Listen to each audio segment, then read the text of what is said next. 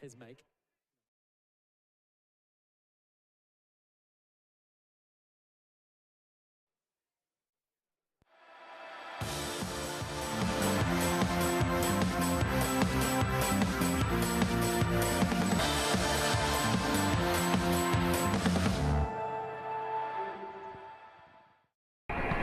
Hello and welcome to our first live Irish Premiership game of the season. Newly promoted Bangor taking on Cliftonville here at Clandyboy Park. The campaign officially kicked off yesterday and there was no shortage of action across the three games.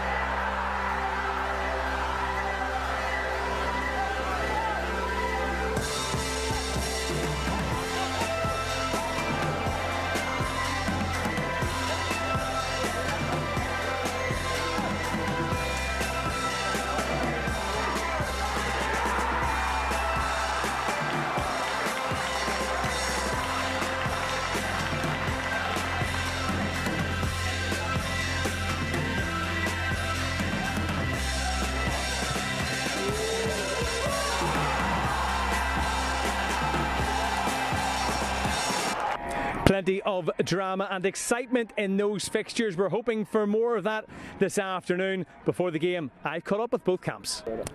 Lee, you've waited a long time for this. What are the excitement levels like all around the club? Yeah, it's been a great build-up for the city and for the club. It's been a long time coming, as you mentioned. There are a lot of people's supporters haven't seen Bangor the last time they're in the Premier League, so it's going to be a new for them as well. But listen, we've put a lot of work in to get here. There's been a lot of effort off the pitch and on the pitch put in, and we deserved it at the end. But now we have to put that all behind us now. We've got a big game today for the first game in the Premiership in a long time. Busy enough summer.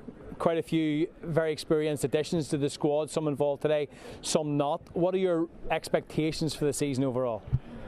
We've made a few signings. It's been busy on and off the pitch again. The team's been changing. Also the club has been doing a lot of things off the pitch to get up the standards for the Premier League. But listen, our expectations, I'll have expectations after the first 2 months of the season. I need to see how we can gel in this league, how we can fit in. I want to try and get our feet on the table. I want us to try and compete. And then we will take one game at a time, literally, because it's a really ruthless league and we can't look ahead of ourselves. But this game here is our priority today. And tell us about your starting lineup. Well, I've had to change the formation 3 times this week. So I worked on a formation Tuesday. Keevan McGinnis limped out with a hamstring. I've worked on a different formation. And Mark Hockey limped out on Thursday, so I had to get them in yesterday and go for third time lucky. We've went with 3 at the back. We've just went with 5 in midfield to try and match them up, and then we've went to 2 strikers to try and cause them problems up front and not let them get comfortable in attacking, because their centre backs do like to join late and build up play. So hopefully 2 centre forwards will peg them back a wee bit, and we'll try and scrap in midfield and try and bring them down to our level. Thanks, Lee. Jim, new season, quite a bit of activity over the summer. How do you approach the campaign overall? Really looking forward to it. Full of hopes, aspirations. Pre-season is always about trying to get through that injury-free. We managed to do that to an extent. Eric's probably a week away, so no full squad to select from, and delighted, devastated we went out of Europe, first hurdle yet again, but hopefully use that as an inspiration. You start on the road against a newly promoted side, but it's a really tough opening for the season overall. You've got some of the top teams from last season in the first couple of weeks. How important is it you gather momentum in that first month? Really important. It galvanises the group, it gives them confidence, everything through pre-season. I don't really go a lot by results in pre-season because I've been on receiving ends of doing really well pre-season and starting poorly, and vice versa. So it's about now, it's about getting ready, well prepared for the game, looking forward to the game, the challenge that Bangor are going to present, well aware of their strengths, played here last year in the League Cup, really difficult game, and I expect to see him today, but looking forward to the game.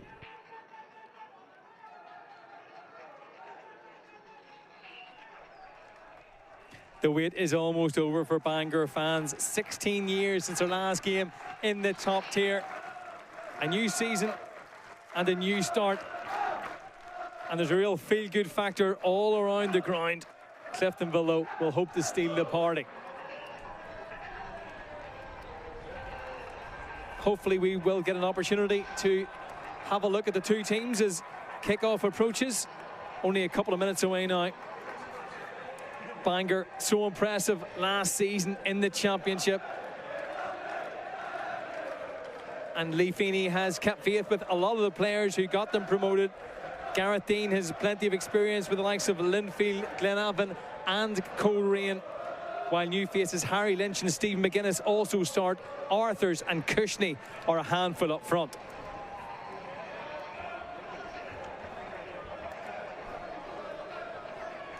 For Cliftonville, Lewis Ridd celebrated his 21st birthday yesterday. Conor Barr, who's on loan from Derry City, was brought in at wing-back after Shea Kearney's departure to Dunfermline. Cliftonville have high hopes for the new signings, Fapatu and Rhys Campbell.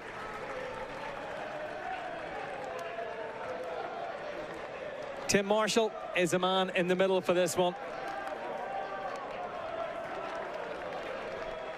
Paul Lehman alongside me. Paul, Bangor had that fantastic cup run last season, but how different is it when you're playing the top sides week in, week out? What do you expect from this season? We're going to go straight down.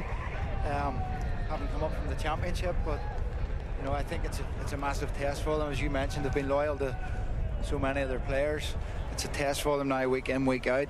They've proved that they could do it in the Irish Cup games. They've mixed it with some of the big teams, but can they do that on a consistent basis now? And what about Cliftonville? Got into Europe via the playoff route last season, but finished in the bottom half. So much talk about a takeover and a lot of new faces over the summer. What will the expectations of Jim Magilton be, particularly when you look at the run they have at the start of this season? Yeah, I think for Cliftonville, they want to improve their league form from last season, because they are such a formidable team. I always enjoy watching Jim Magilton's teams. They've strengthened again over the summer. They've got some really good players, and you know, for them, they've got to find that consistency in league. I think their away form probably let them down quite a bit last season, but they've certainly got a lot of quality in their squad, and they're a team to be reckoned with. Just 3 away victories last season for Magilton's side. Annis goes long looking for Rhys Campbell. Made the switch from the Coleraine showgrounds. Plays up front alongside Curran. Addis lifts it forward again. Heard in the pre-match interview Lee Feeney saying that Keeving McGuinness was injured early in the week, and then Mark Hockey, the experienced defender who was due to be part of the starting lineup for this game, forced out on Thursday as well. So there's been a little bit of a rejig for Feeney.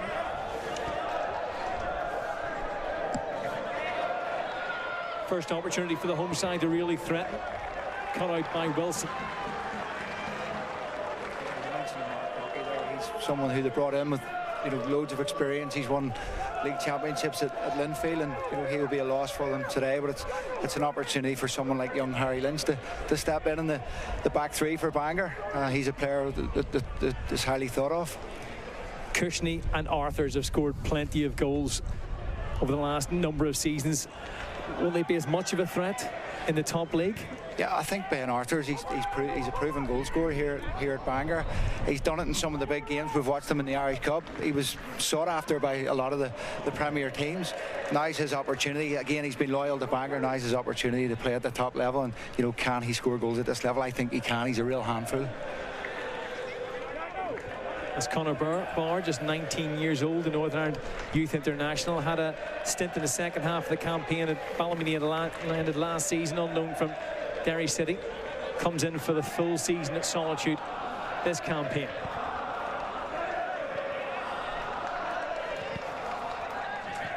Addis plays it across to Micheál Glynn, who gets a nod on the left-hand side. Sean Stewart, obviously one of the departures from Solitude. Kearney, Lowe, Odamusu, Pettifer, Pysel, some of the others who played big parts last campaign. Yeah, they've lost some key players, but, you know, Jim's always been able to recruit really well again, and, you know, having lost some of those major players in his team, they always seem to sign quality again, and you know, they've brought in Fapatu is someone who has been talked about now. You know, I think he came in on trial over the summer. He's impressed, and now's his opportunity to start in the team. Gareth Dean won a couple of titles during his time at Linfield. Moved to Coleraine to get a first choice opportunity as Cushney can't quite get in behind. Cushney causing problems in the opening 5 minutes, trying to nip in between Casey and Keeney. I think it was the ball was flicked on, and he looked as if he got away from Casey there, but Casey recovered well there. Mentioned Lewis Reid already. Battle for that number one position is given away very cheaply by Harry Wilson. It's unlike him, and Cliftonville a little bit fortunate that they weren't made to pay in that area of the pitch. Yeah, it was almost a giveaway there, and the goalkeeper was way out of his goal. We were looking to take the shot quickly, but it was careless from Cliftonville in possession there. Fapa to Keeney. Casey and Keeney both sent off in Europe in that disappointing result against St Joseph's of Gibraltar. Ended 5-4 over the two legs. Barr trying to make headway in the far side, well cut out by Reece Neal, and we were joking about this before the game. You're a big fan. Yeah, Reece Neal, you know, I've watched Bangor quite a bit. You know, Michael Halliday being a personal friend of mine, I've come down here over the last couple of seasons to several games, and Reece Neal is always someone who has consistently performed well for Bangor. He can play left back, he can play in a left of a back three, he can play centre half in a back four, so he's been a superb servant to Bangor, and again another opportunity for him to play at the top level. Particularly influential in that cup run, outstanding against Glentoran, and also in the semi-final against Dungannon Swifts. Bangor beaten by just that one solitary goal by Dean Curry in the second half. Dungannon obviously going on to win the Irish Cup, beating Cliftonville in the decider.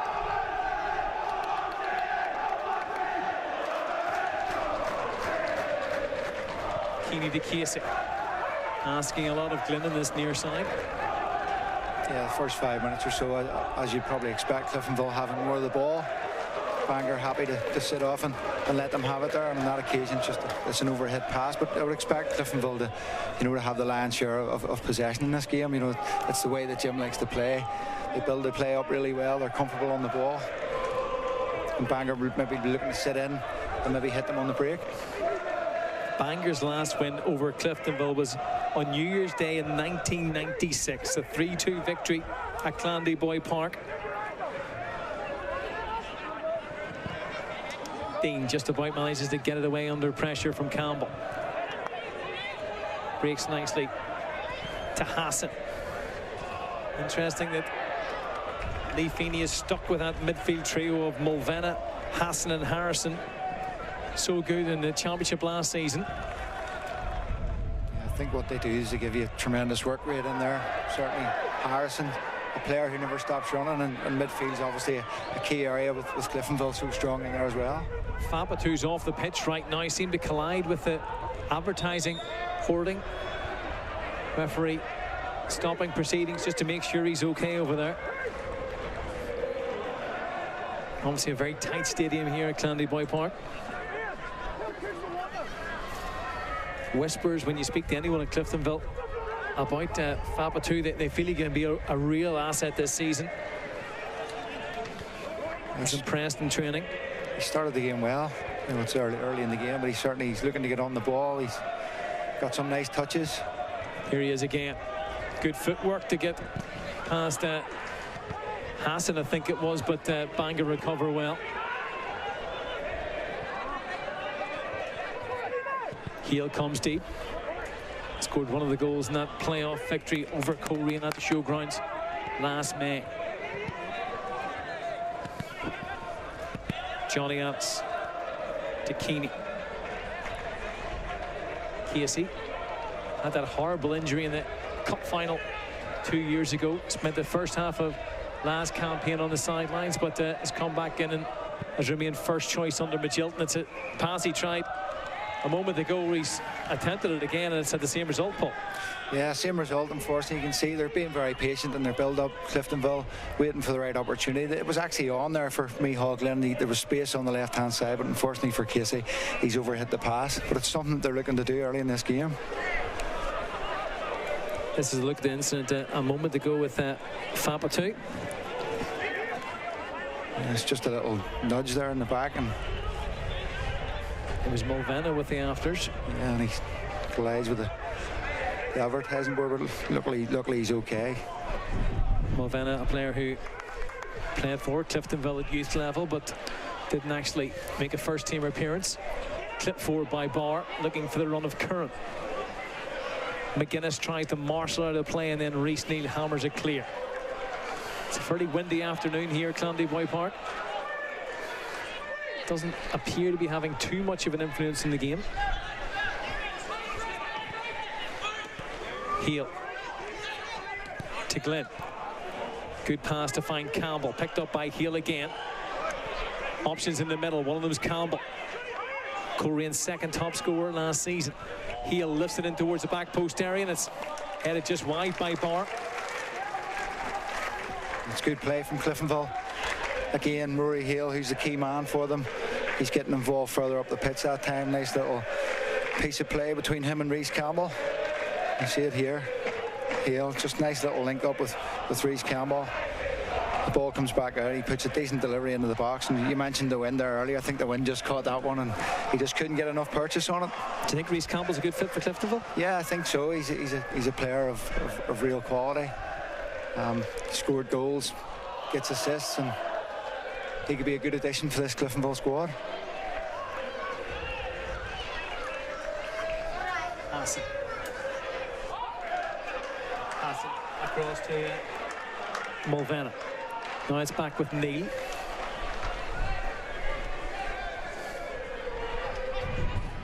McGuinness up ahead, but it's cut out by Barr. Very highly rated in Northern Ireland youth system. Mentioned that he had that loan spell at the Ballymena Showgrounds last season. Conor Barr played 19 games under Jim Irvin. Wilson.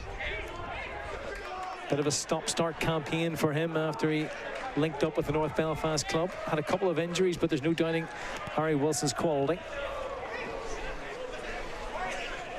Playing in that setting role for Jim Magilton's side. Yeah, he's seen plenty of the ball early on, Harry Wilson. As I said before, Bangor just happy to sit in. Nice shape about them. Allow Cliftonville to have the ball in this area. No real danger to them thus far. And no real pressure being put on Wilson at all as the same work back to Keeney. Cliftonville playing keep ball. Here's Addis. Heel.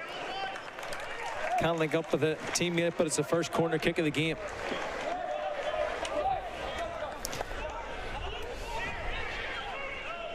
Twelve players leaving Cliftonville in the window. Some of the additions: Connor Falls, who's on the bench, PJ Morrison, the backup goalkeeper, Campbell and Barr. 6 out, 7 in for Bangor. Heel standing over it. Plenty of height in the middle. Lifted towards Casey. I think that glanced the crossbars. It made its way over. Dean looked to have it covered, but if that's any indication of what's to come, Cliftonville look a real threat from set pieces. Yeah, it's a good delivery into the box from Hill. He just floats it in and it allows Casey to get up and attack the ball, and he gets a good contact on the ball. As you mentioned, Thomas, just comes off the top of the crossbar, but you know, there's the danger from the set piece from Cliftonville, something that Bangor have got to be careful with. Gareth Dean has Neelan Owens alongside him as Casey comes off for a little bit of attention. I think the referee was concerned about some blood in the face of the defender.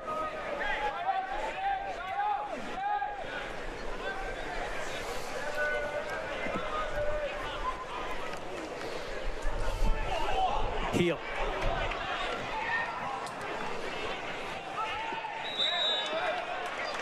Cliftonville free kick. Again, Rory Hale's becoming more of an influence in the game. He's finding himself in good positions there, causing Bangor a few problems. And it's another opportunity here from the set piece for Cliftonville. Glenn also comes across to offer the left-footed option. Again, Casey's worked his way across towards that near post area. See the ball moving in the wind.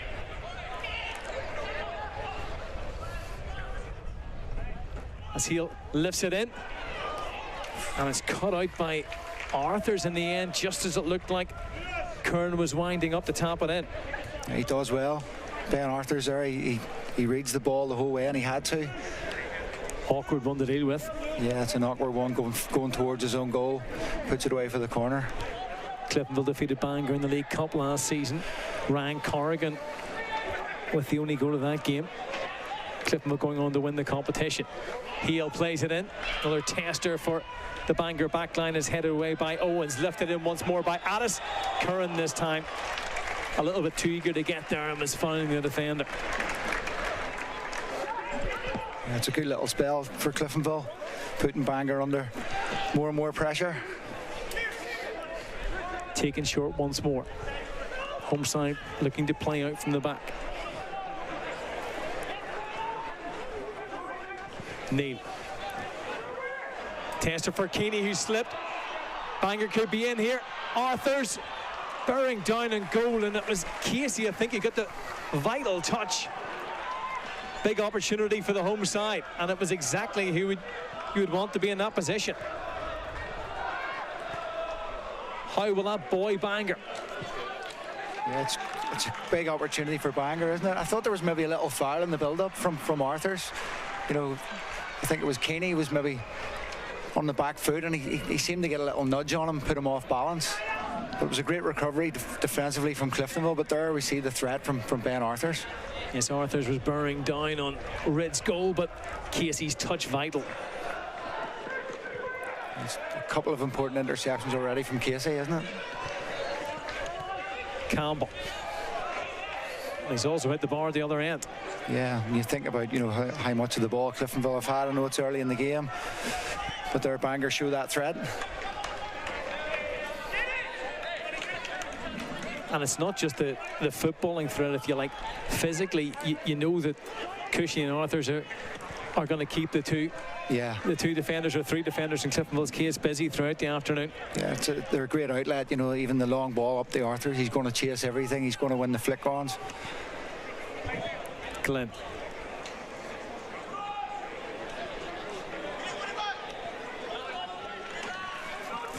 Bangor deal with it.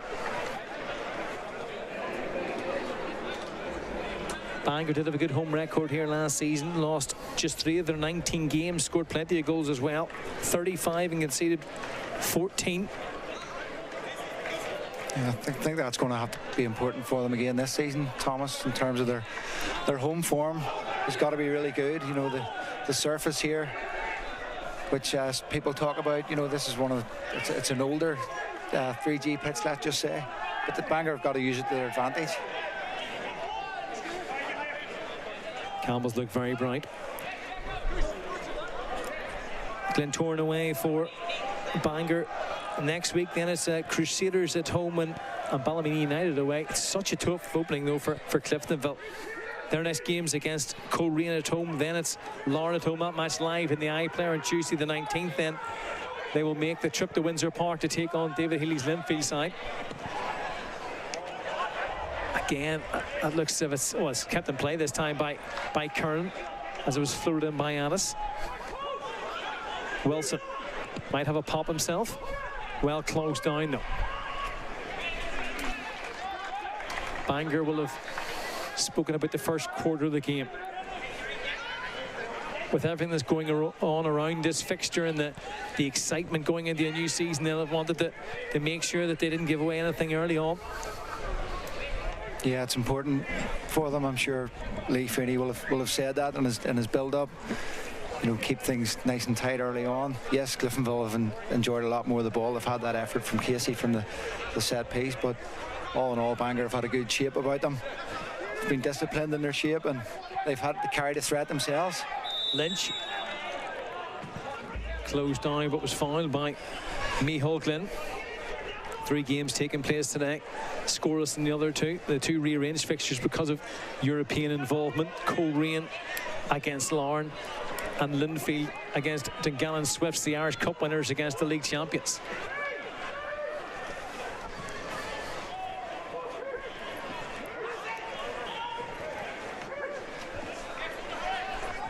Red signed that contract at the end of last season. David Odomusu leaving the club, who has been first choice for the last couple of years.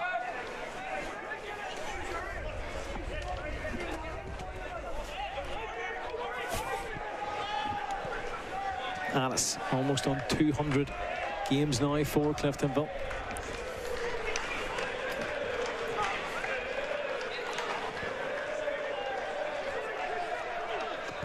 Wilson to Glenn.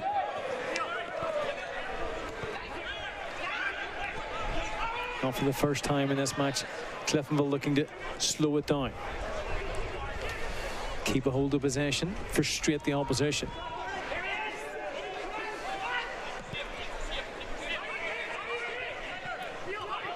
Glenn scored one of those goals in Europe.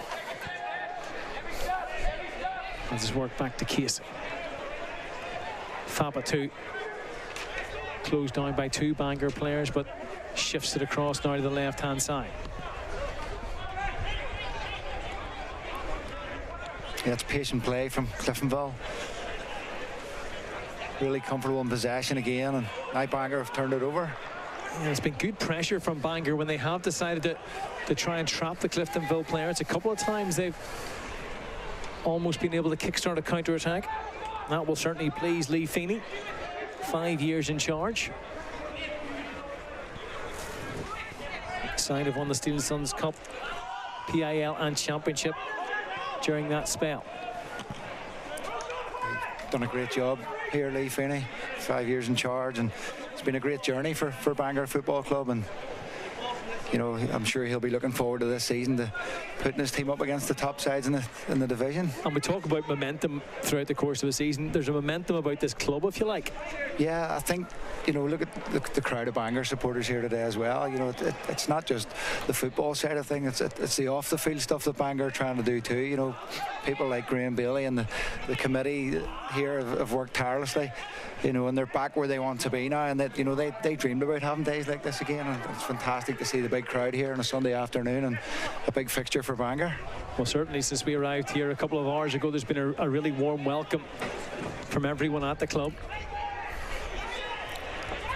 They've waited a long time for this. A lot of hard work has gone in to make this a reality on and off the pitch, as Paul has just alluded to. Campbell has support from Glenn. Decides to recycle it to Addis. Addis has continued his run. Hasn't been picked up, but it's back with Fapatu instead. Addis then clips it in towards Campbell. Owens gets in the way. McGuinness, former Cliftonville player, of course. Casey's caught. Referee is going to come across and have a word with McGuinness. Just make sure Casey's okay first. Yeah, he does well, Casey. He reads the play and he intercepts the little pass around the corner. And he takes a heavy knock for his troubles there. I think it's just more of a coming together, really. It's a bit of a silly one. Yeah, just a talking to for Stephen McGuinness. Had a loan spell at Bangor last season. Scored once in 18 games before going back to Cliftonville. Actually finding it 3 times for Cliftonville last season before moving on permanently during the summer.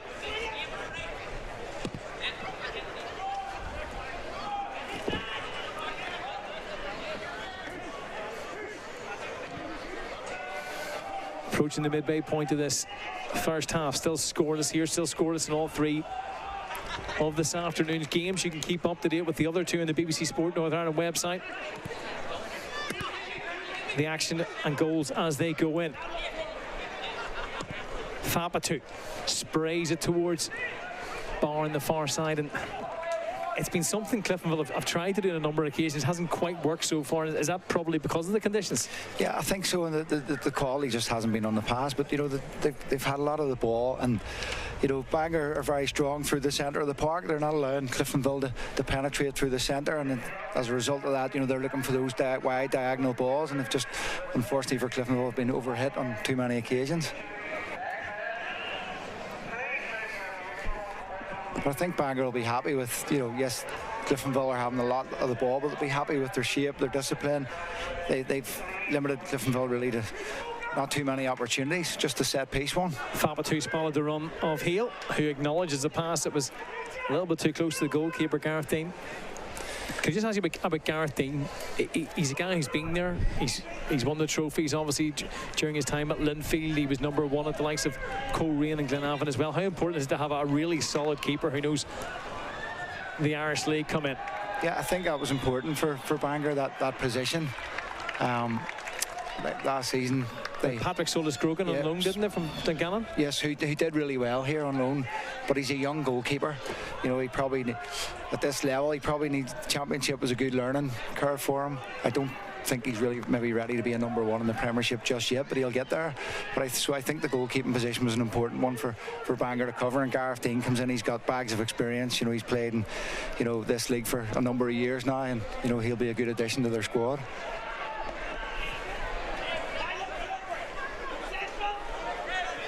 Wilson. Well watched by Jack O'Mahony. Playing as a wing back, as a makeshift wing back, if you like, with Keevin McGuinness injured. Yeah, I think Jack O'Mahony's one of those players, he can fit in anywhere. I think I've seen him playing everywhere, in defence and midfield. Another very experienced player, O'Mahony. Played for Glenavon, Coleraine, and also a short stint at Ballymena United.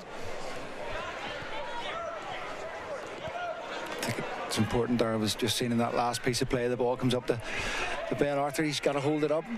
You know, Bangor on the back foot for large parts, but when the ball does come up to himself and Kushney, they've got to try and hold it in and get people up supporting them. Ants. Here's Glynn. Good ball in by Glynn, well read by Gareth Dean. It was an easy take in the end, but it was a superb first time ball from Micheál Glynn in this left-hand side. Here come Bangor, though, on the counter-attack, trying to move from back to front quickly, and well, it was Casey in the end who just guided into the hands of Red, but Steve McGuinness was clipping at his heels. It's a really good counter from Bangor, wasn't it? Well, Dean initially retains the ball from the cross, and they looked to break really quickly. They managed to get bodies forward. Casey does well again, waits on his goalkeeper to come out. Casey tries to find Campbell this time. Flag does stay down. Curran's in the middle. Fapatu on the edge of the box. Here is the new signing. Glynn. Back to Fapatu. Low ball in, easily cut out. Casey. Free kick, and it's the third time Cliftonville have had a set piece in that type of area. They've threatened from the first two, and we'll hope to do the same from this one. Yeah, and again, Casey's been heavily involved in this game, hasn't he? He's done really well on a couple of occasions defensively. He's able to get forward there as well and wins the free kick for his team. And he's going to be a threat from this set piece again. But it's probably the type of free kick that Lee Feeney is really frustrated by in that area of the pitch. Yeah, they've given away several now, and it allows Cliftonville to put them under pressure in a dangerous area. I think Kyle Owens is going to be key for Bangor in terms of these set pieces. He's a dominant player in terms of the aerial ball. It's Glynn this time. Could fall for Curran. In and around the penalty area, follow up, and it's rattled off the crossbar again by Casey. How unfortunate for the defender. The first was a header. That one was arguably too well struck. Cliftonville come once more. Curran. Casey. Campbell. Can't get their flags up. Well, the crossbar's still shaking from that Casey effort. Yeah, it's a really good effort from Casey. Thomas again, I don't think he can do any more than what he done. He got great contact on it, hits the ball cleanly. But unfortunately, again, for him, it comes off the crossbar. Dean was certainly beaten, but it remains scoreless here at Clandyboy Park. Somehow. Wilson, Cliftonville just starting to control this game. There's a bit more urgency in their play the last few minutes. It was slow. The build-up play was slow previously. Now there's a bit more urgency and more tempo about their play, and that should create more openings for them. How did Bangor stop that? Stop Cliftonville taking control of the match? I think Bangor have been happy to sit in their shape. But I think Cliftonville have made it easier for them because the build-up play has been so slow. So I think when they inject that little bit of pace into it, it's going to be more difficult for Bangor. They're going to have to work, faster and work harder to try and close them down. I think the slow build-up play will certainly suit Bangor. O'Mahony lets it run into play. Almost half an hour played.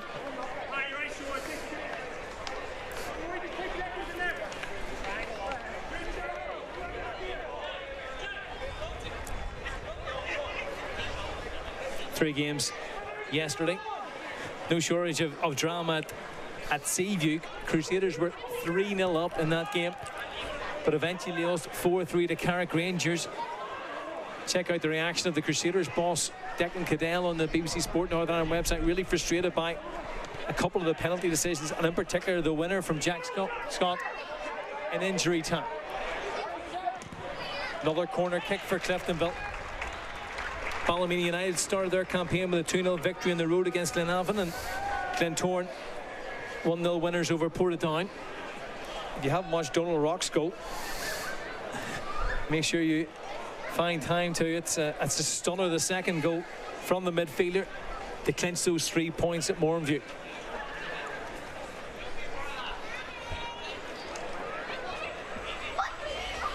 Beale waits for a movement, has the option of going short to Glenn. Casey again gets his head on it, this time unable to threaten, but he's causing all kinds of problems in there, and it was probably evident from the first couple of minutes and that first attack from Cliftonville.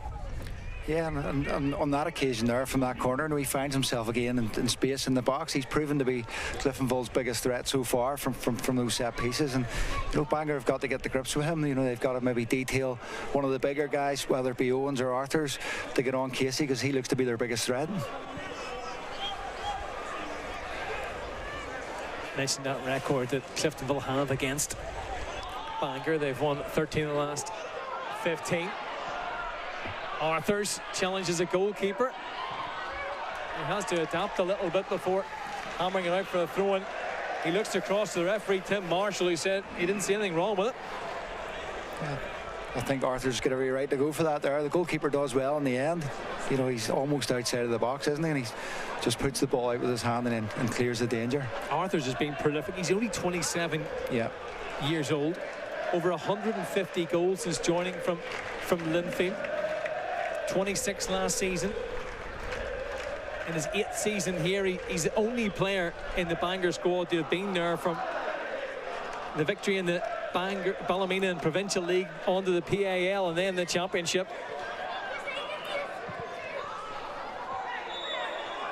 Oh, and it's Hale who's going to be penalised for contact as it was hooked goalwards. He's frustrated with the decision, felt that the ball was gone. Referee, though, signals straight away it was a foul, and it's going to be in the Reece Neal territory anyway. It was Mulvenna on the receiving end. Yeah, there didn't seem to be an awful lot of contact, Thomas, from Hale. See it there. Mulvenna's coming through. You can understand why Hale might be frustrated by that on first viewing.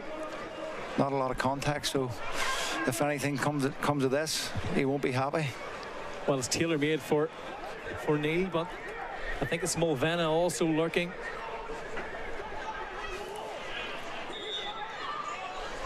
Four in the wall for Cliftonville. It is going to be Neil. It's a good stop from Ridd, who was scrambling across his goal line to get there. Certainly tested the Cliftonville #1. Yeah, it's a decent effort from Reece Neal. Good range out from him. Managed to get it up and down, but it's a comfortable save. It's one you'd expect Ridd to make. He deals with it well.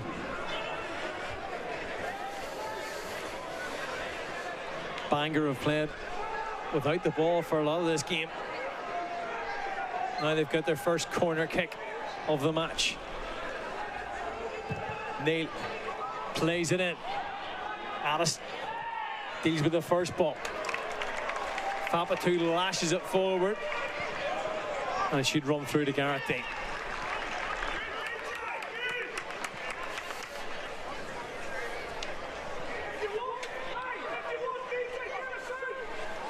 You can hear Lee Feeney saying, if you want, get us out, get the ball down.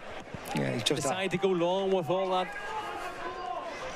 power and pace up top, and the likes of Arthur's. Should also mention the likes of Matthew Ferguson's on the bench for Bangor, another prolific goal scorer. Handball appeal against Casey.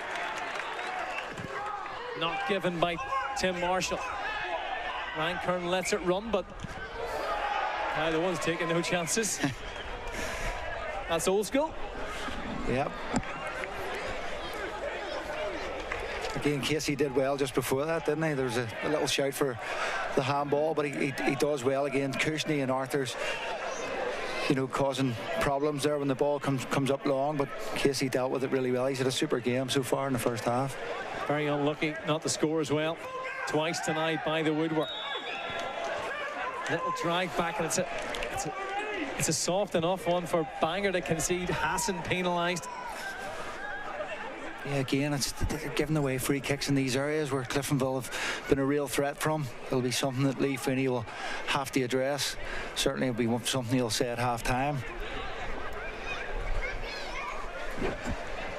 10 minutes to go in this first half. Twice Cliftonville have hit the crossbar so far. Twice Oran Casey has hit the crossbar. Hale into the same type of position. Players scrambling for it. Hammered clear. It was Casey again trying to get his toe on it. He was closest to the Bangor goal. And the quality on the ball from Hale is fantastic, isn't it? Always asking a question of the defender. He's already had a couple of assists this season. Had the most of any Cliftonville player in the last campaign. And Oran Casey, well, must be wondering he hasn't opened his account for the season. The thing about Casey is he's going up there into the box, but he's got the desire to try and get on the end of it. He's causing real problems in there. But as I mentioned before, the quality on the delivery again was exceptional from Hale. As a defender, the three that Cliftonville play, they give the likes of Alice and Casey in particular license to go forward. Yeah, and they're really comfortable in possession of the ball. Johnny Addis, great left foot. Casey we see here. You know, they're comfortable in possession. They're looking to create something from those areas as well, which it gives Bangor something else to think about. It's almost like the way, was it Chris Wilder who played it in the Premier League, about the overlapping fullbacks, and he likes of John Egan. Yeah, although I'm not sure how many overlaps big Johnny Addis will want to do. No disrespect to Johnny.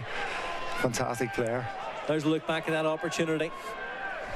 Again, lifted in by Hale. And Casey at full stretch alongside Campbell. Credit to the Bangor backline, though, who got it away.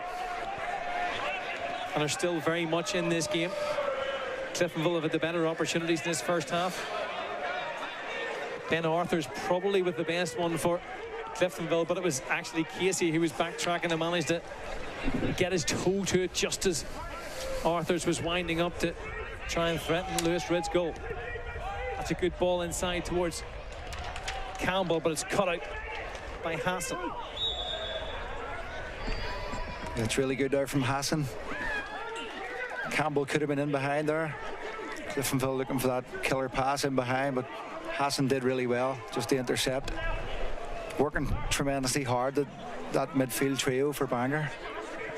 Our next live iPlayer game is on Tuesday the 19th. It's Cliftonville against Larne as O'Mahony cuts back on that left foot.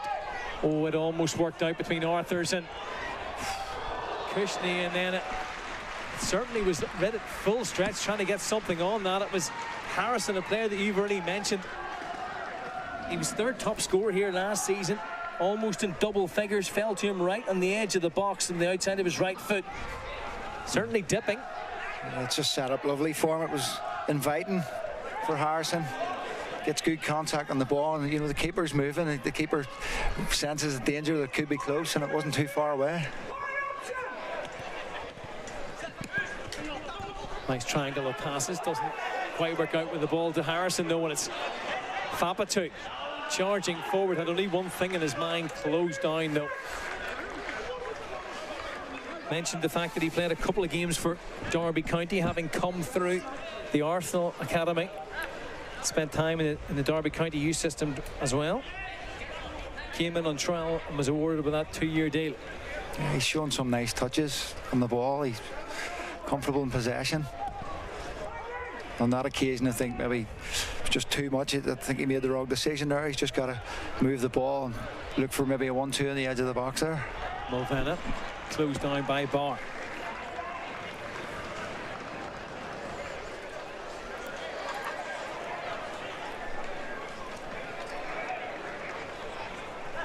Reece Neal's long throw-ins are something that I'm sure Jim Magilton would have looked at. They caused havoc last year in the Irish Cup.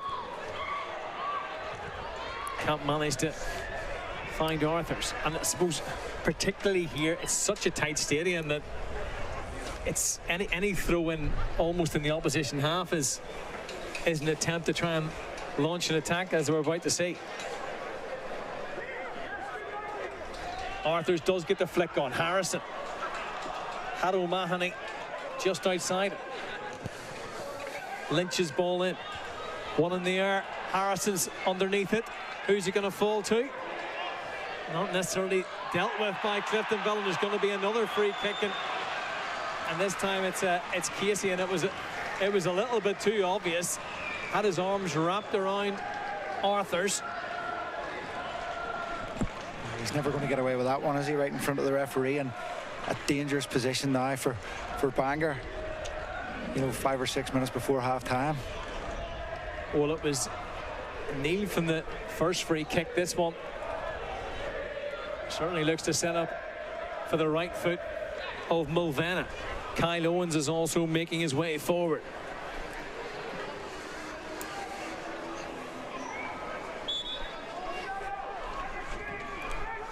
It is Neal. Almost outwits the goalkeeper at his near post. Danger still not away. Tap in for Owens. Bangor take the lead. It's a veteran, Kyle Owens, who played more football than anybody else for Bangor last season. Neal's free kick sparks surprise in the Cliftonville backline. But Bangor then showed composure to find Kyle Owens. and take the lead. Yeah, we expected Mulvena to take the free kick, but Reece Neal goes around the other side of the wall with the left foot, surprises the goalkeeper. The ball just bobbles about, it comes across, and there's Kyle Owens. He can't believe his luck. He's in loads of space, and it's a simple finish for him in the end. I think that's maybe his first ever goal for Bangor, if I'm correct. Certainly the stats would suggest that he has scored for other clubs like the likes of Ballymena United and Crusaders, but hasn't found the net for Bangor despite all those games last season. And that goal was celebrated like the first in 16 years. Yeah, the atmosphere inside the stadium today is fantastic, and when that goal went in there, what a moment for Bangor. You know, their first goal back in the top flight after so long. Superb moment for big Kyle Owens, and you know, having Cliftonville having had large parts of this game and haven't had the bigger chances so far, you know, find themselves behind. Well, his brother is of course better known as a goal scorer, but Kyle Owens has given Bangor the advantage with only a couple of minutes left in this first half. Twice Cliftonville have hit the crossbar, but it's Bangor who strike first. Jim Magilton certainly won't be happy with conceding the goal, but Lee Feeney will be delighted if that's how it ends up at half-time. I think when you think about how soft the free kick they gave away initially with Casey, who's been heavily involved in this first half, when you think about that, how soft the free kick that was, you know, Jim Magilton won't be happy about that. And we've talked about, you know, Bangor as well, giving away soft free kicks in those areas. Cliftonville have done it on a couple of occasions too, and they've been punished for that one. Here's Wilson to Barr.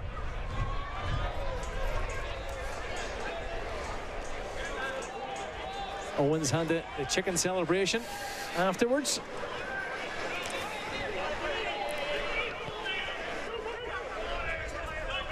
Glenn. Campbell made a little run up ahead. Instead, Cliftonville elect to go back. Final 90 seconds of this first half. Lifted in, it skids off the head of the defender now for a Cliftonville corner kick. Yeah, Bangor will be looking to see this through to the half now. This is an important little spell here. Can't defend this set piece. Get themselves in a goal to the good. It'll be a massive boost for them. Heel goes, oh. What's going to happen here? It's a throw-in, I think. That's something you don't see every day. You don't see that too often. Especially from a player of his quality. I think he thought about going short. Does he kick? Yeah, he certainly kicks the corner flag. The ball moves, goes out for a throw-in.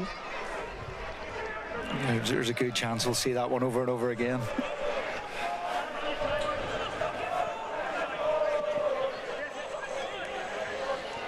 Cliff will have it back with here. Owens takes it down and clears as far as Arthur's. I think again there on that occasion Arthur's, he's disappointed with himself. He's got to hold the ball in there for Bangor.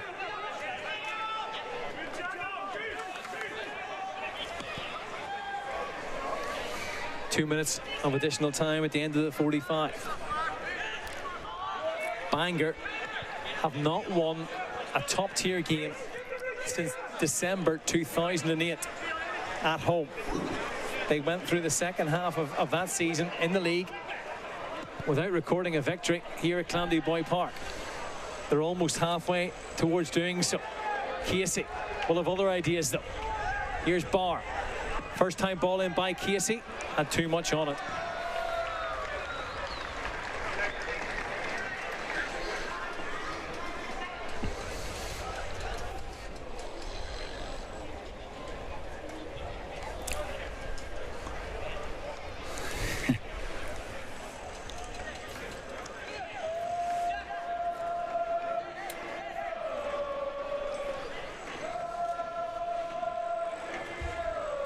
So plenty of action in this first half, but it looks like it's going to be the home side going into the dressing room with that slight advantage.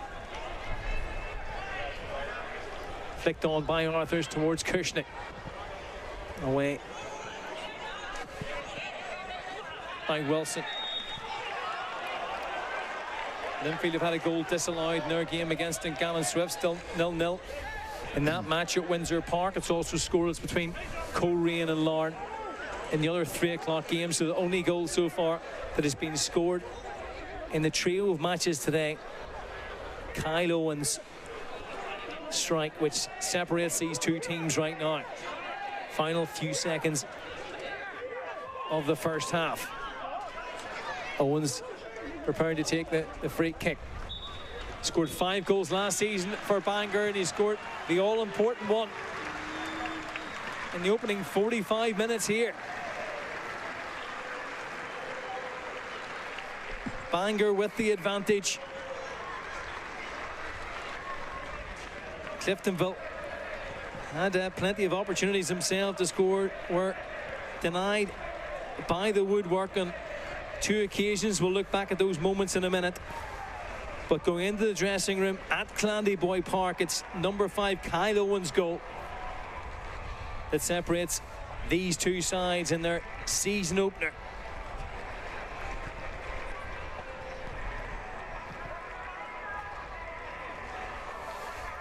Paul, are they value for it, or will Lee Feeney be going into the dressing room thinking, you know, it could be 2-1 to Cliftonville, but we've got away with one? How much does it change the half-time team talk? Yeah, it does, and obviously it gives Bangor now something to hang on to. I think Cliftonville will have to change their approach.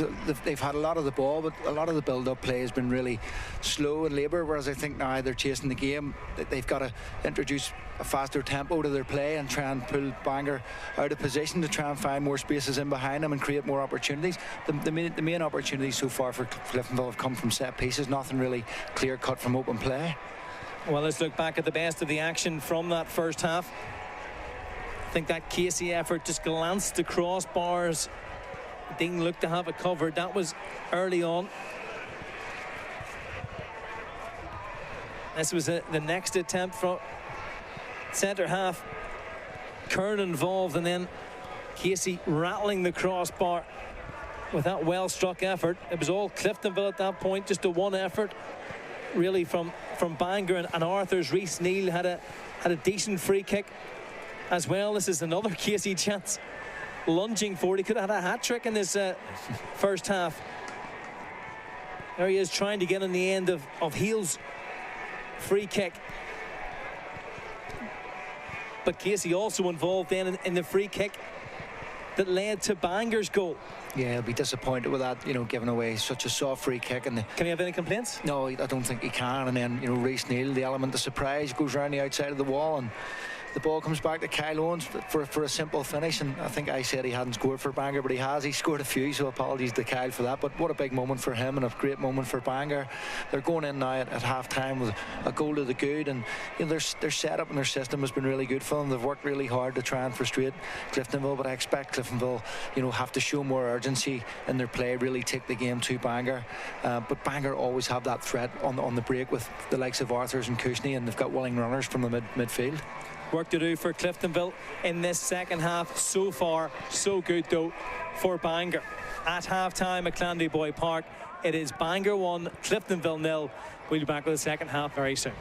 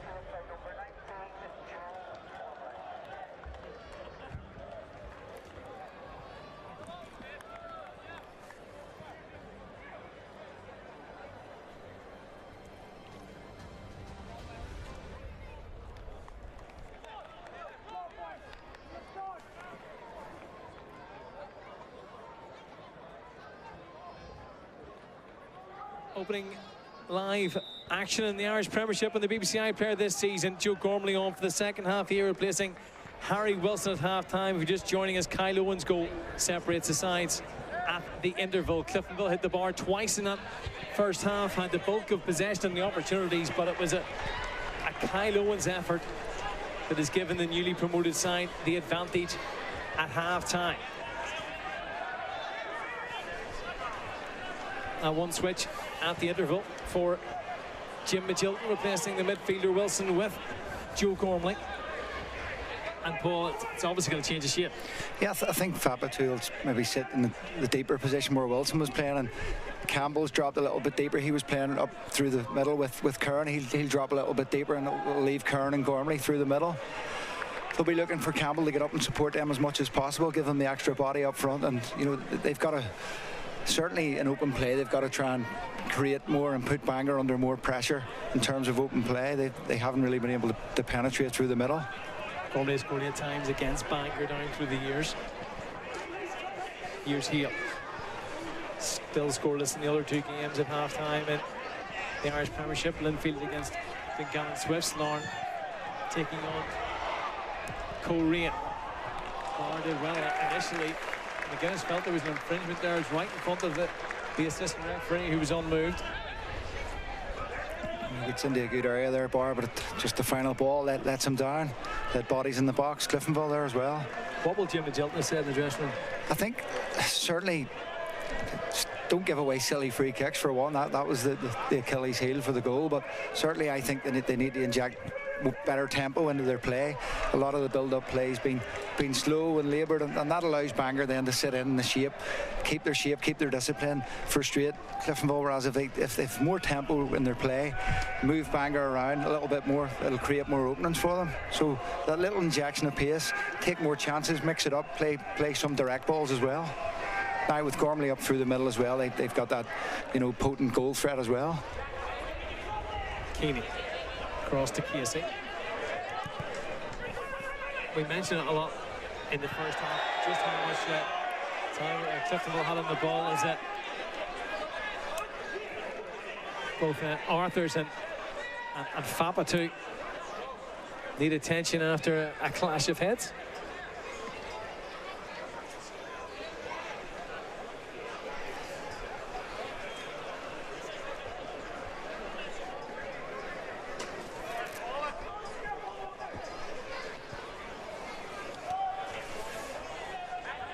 Heel. Looking for Glynn on that far side. Flicked on by Harrison. Heel. Surging run from him. Referee, I'm not sure he's playing advantage or didn't think there was an infringement in there. A couple of challenges coming in on Heel, but Cliftonville still have it.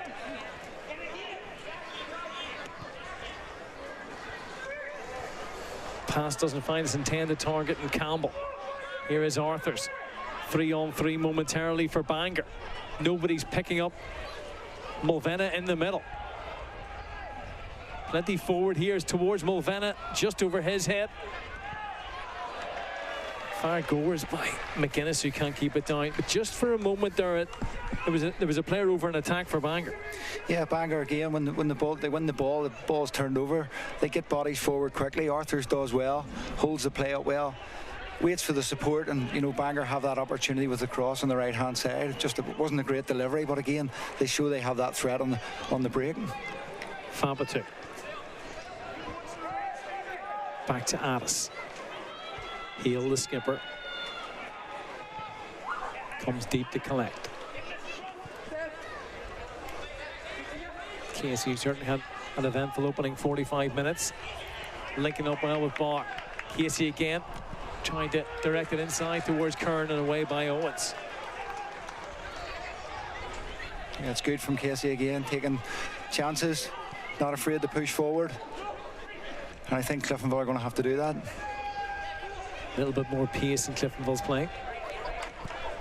Fabatu manages to find the skipper Heel. Here he is once again on the ball. Gormley and Kern up ahead. Barr hasn't given up on that one.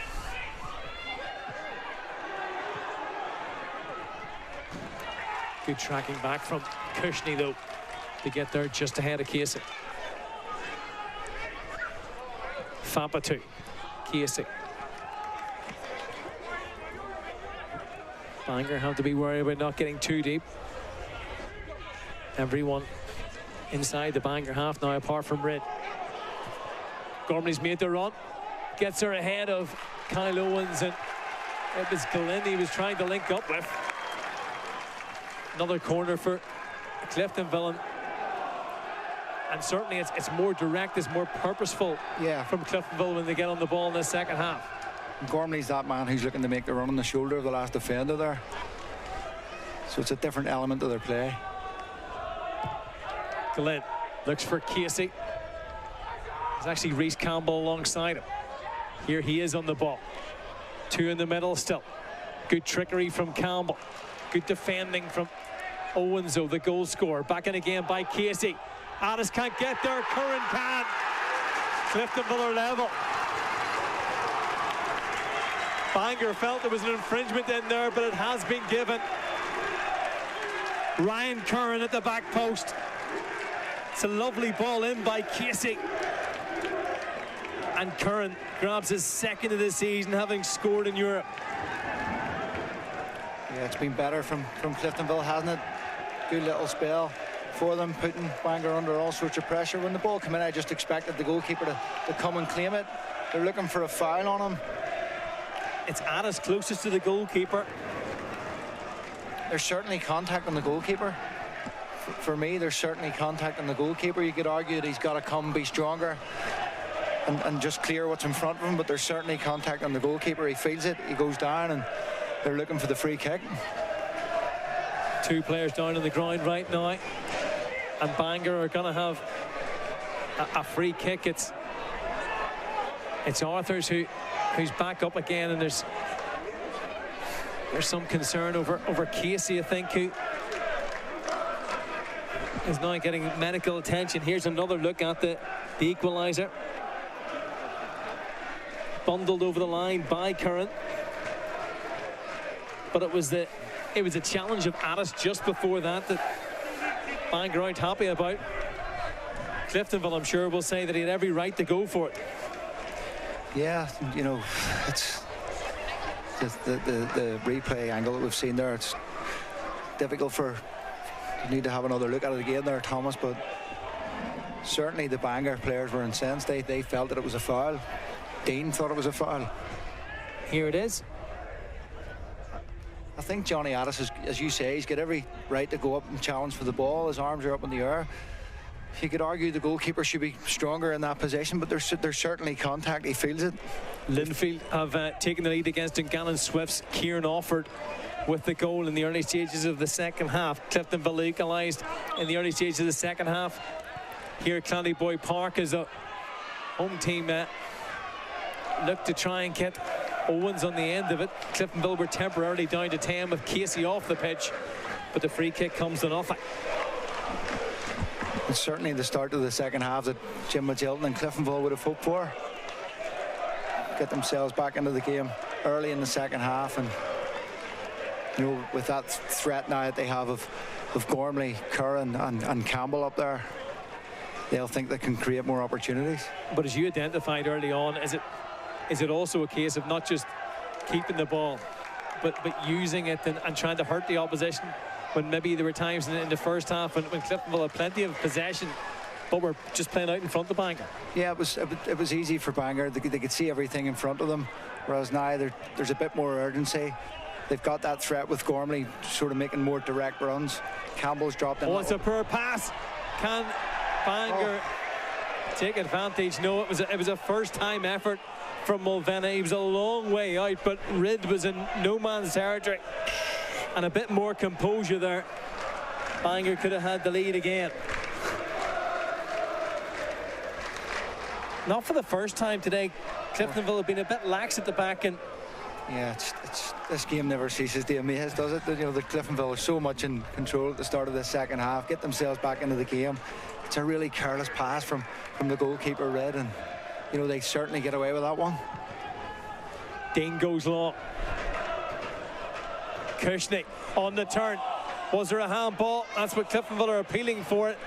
Flag wasn't raised, and it was lovely link-up play between Cushney and Arthurs. Yeah. And you wonder, will Bangor take that route again? Because it has caused havoc when they've tried to utilise the physicality of Arthurs up there. A couple of tasty challenges flying in. Here's Arthurs again. Bangor have a player over in Reece Neal, and it's away by Keeney. All a little bit scrappy over the last couple of minutes. Here come Cliftonville, though at the other end the flag is up. It's Curran who is glancing across at the assistant. The ball was hanging in the wind. He's actually asked the assistant, was it definitely me? There's certainly a real edge to the game now, Thomas. Don't know if we can have another look back at that one, but well, 4 or 5 different incidents over that last 90-second spell. Yeah, I think just before that, Cushney, and you mentioned Cushney and Arthurs, I thought Cushney should have taken the opportunity on himself. He was looking to try and lay it off to one of his teammates. Keeney. But the game's certainly a lot more open.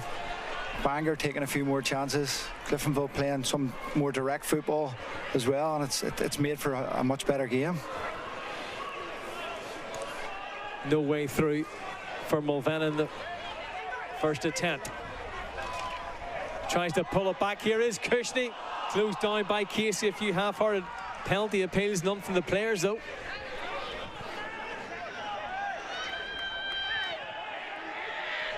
Casey and Arthurs.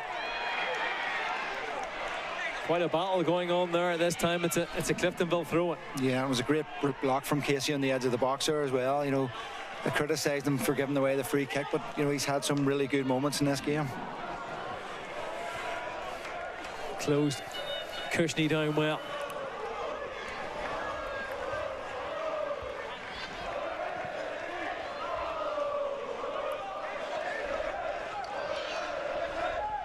O'Mahony. Flags up once more. It's so open. Yeah, the game has really opened up. That was a close offside there as well, but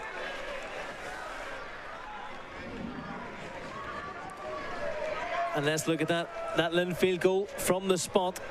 Kieran Offord, league champions against the cup winners from last season. Offord sends a goalkeeper the wrong way. And David Healy's side lead early in the second half at Windsor Park, still level in the other game, scoreless between Larne and Coleraine. 2 goals here, 1 for Cliftonville, 1 from Bangor. Stay up to date with the 3 games on the BBC Sport Northern Ireland website.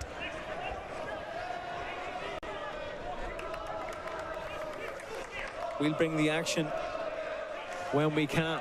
So Offord with that goal at Windsor Park. Linfield, of course, back in action in Europe on Thursday. Have to overcome that deficit after the first leg in the Faroe Islands.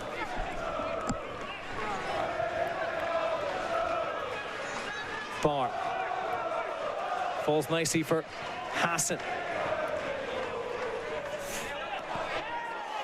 Heel looking for Curran. O'Mahony picks it up, spots a little bit of space, and Fapatu didn't think it was a foul, let alone a yellow card, but it's a first booking of the game for the midfielder. O'Mahony taking the tumble, appeal for it straight away. Was there contact there? Yeah, I think there was. I think he realised he's overrun the ball. Fapatu, there's definitely contact there, and O'Mahony sort of buys the foul a little bit, but he seems to have fallen heavily on his arm there. It looks to be a shoulder that he's clutching it. And certainly Lee Feeney will be concerned. We mentioned earlier in the game that he's a makeshift wing back, if you like, with Keeving McGuinness out.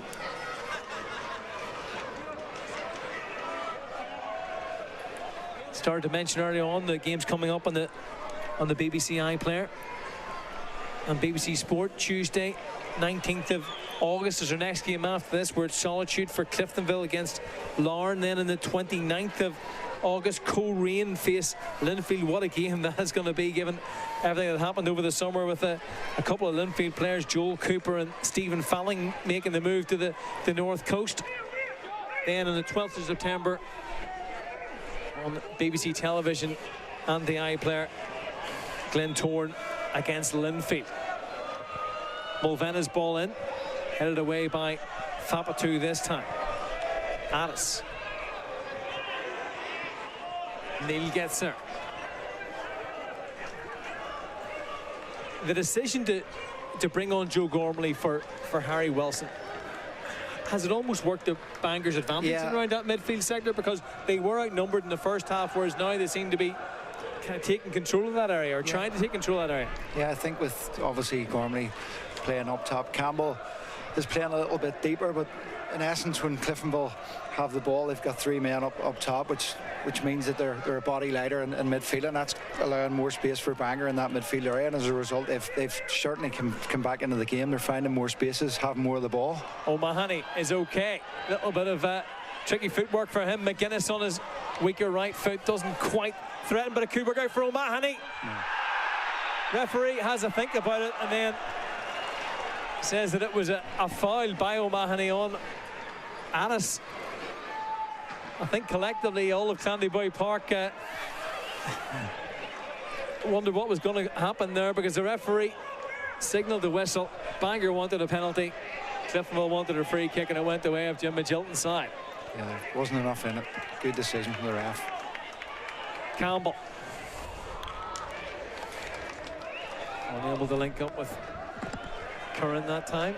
Gormley had made a run short. Looks like Bangor are preparing a change down there. Mentions some of the players they have on the bench. Plenty of firepower when you take into account.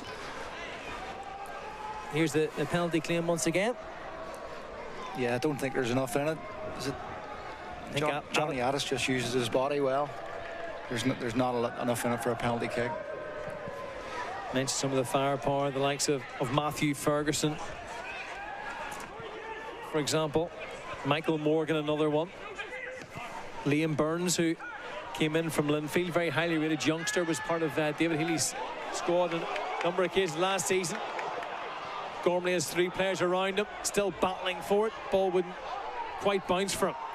Kyle Owens, though, authoritative, wins the challenge and moves it up the pitch. Perhaps maybe a little bit too early, but he did the first part of his job very well there.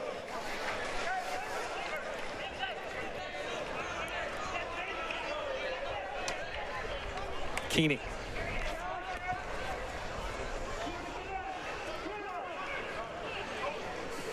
Campbell taking up slightly different positions after the arrival of Gormley. 3 in the middle for Cliftonville. Headed clear though by McGuinness. Heel.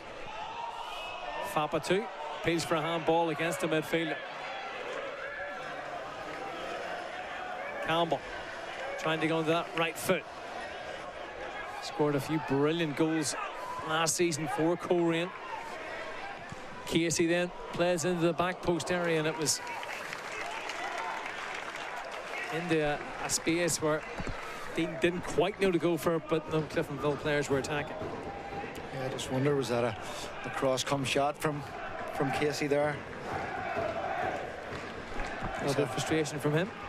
He's had an eventful afternoon, has Casey. He's been involved in everything. Keeney. Fapatu on the booking, of course, after the yellow card for the challenge in O'Mahony. Hold up play from Curran. Back to Heel. Campbell's battling for it. Defender does well though. Micheál Glynn takes a touch and then drags it wide.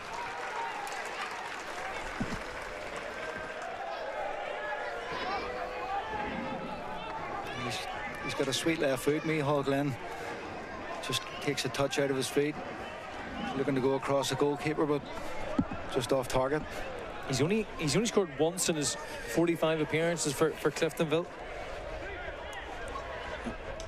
made the switch from Lauren, of course. Scored in Europe the other week, and he's played a number of roles as a wing back, as a midfielder. Got the chance with Sean Stewart's departure to maybe make that position his own. Luke Conlon on the bench for Cliftonville. Looked like it was going to fall for Arthurs. Cushney was trying to set him up, and it didn't quite come off. Again, Cushney's seeing a lot more of the ball in the second half as well. So lovely play from Hale. Campbell. Barr's been a little bit quieter in this second half so far. Fapatu. Casey taking up that familiar position. Cross deflected and cut out by Owens.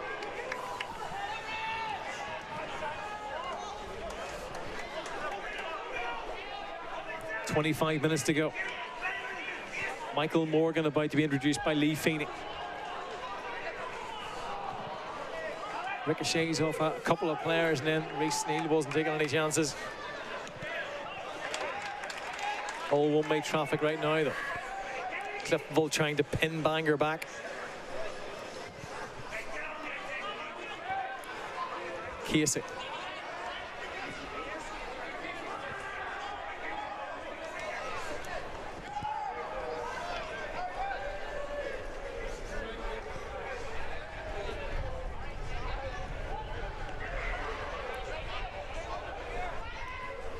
Curran with that run towards the ball.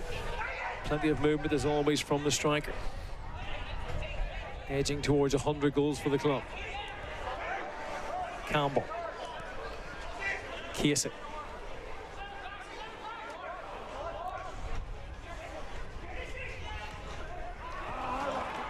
One-two doesn't quite come off, and credit to Arthurs, who was back helping out his own defenders as Morgan comes on. It's going to be Morgan for Cushney. Yeah, Cushney, he did come into the game a bit more in this second half, but I think fresh legs for Bangor at this moment in time too. You know, we've seen their Arthurs and Cushney, not just obviously their attackers for Bangor, they're doing so much work off the ball as well, and you know, Cushney's put in a tremendous shift for Bangor today. Morgan made an impact here in the second half of last season. Yeah, he scored a few important goals as well. I think he got the winning goal the day they clinched the league title at the Welders too, so yeah, he's probably disappointed he didn't start today. You know, it's a big call for Lee Feeney, but he'll be hoping he can come on with the right attitude and make an impact in this game.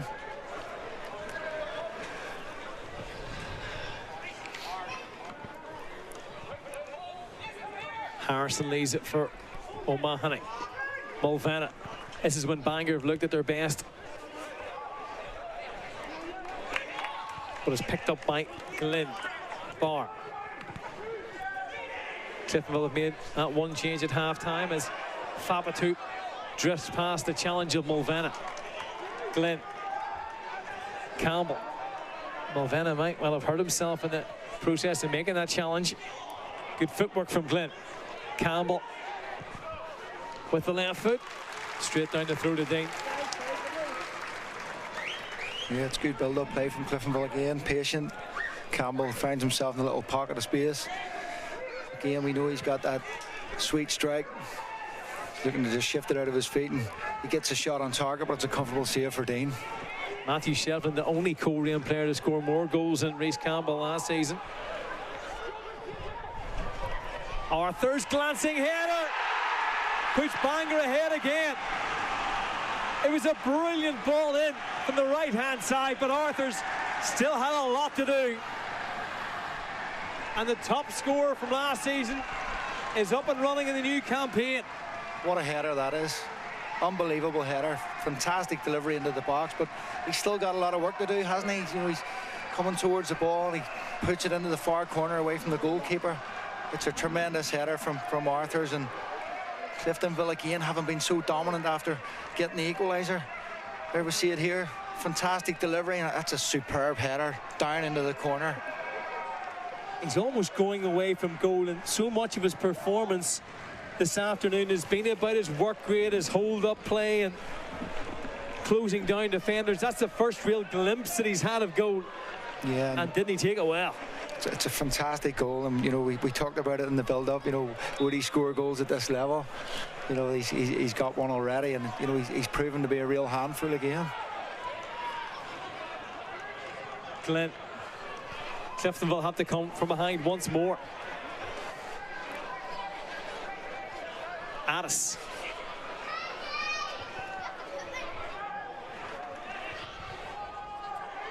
Gormley, no real part in the effort. I think just after that goal, Luke Conlon may well have come on. Yeah. On that left-hand side. Glynn has actually come across the right. Is it Connor Barr who's made way? Yeah. And a switch up top as well with Falls brought in for Curran, I think. There is Conlon. So Connor Falls from Cookstown, Northern Ireland under-21 international, released by Huddersfield Town at the end of last season, given the number 10 shirt by Jim Magilton, introduced for the final 20 minutes of this game.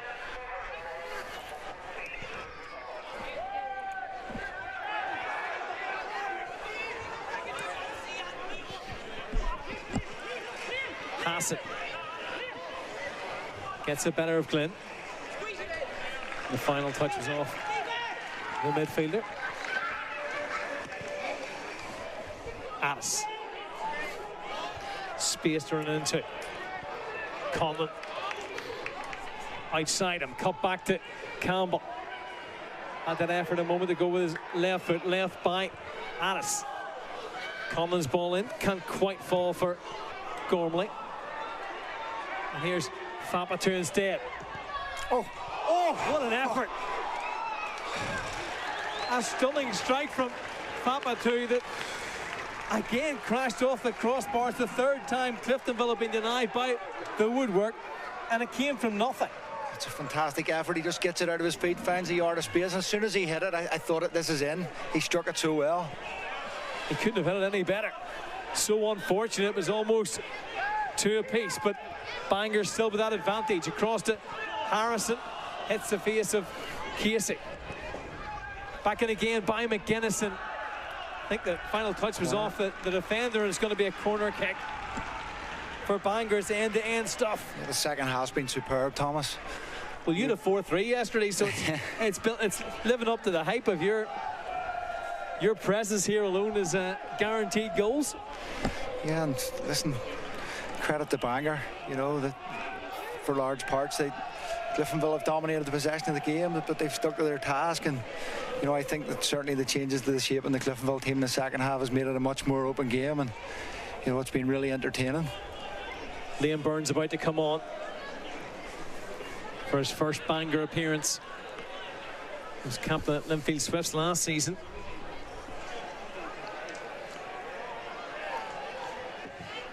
In swinger from Neil. Goalkeeper's comfort.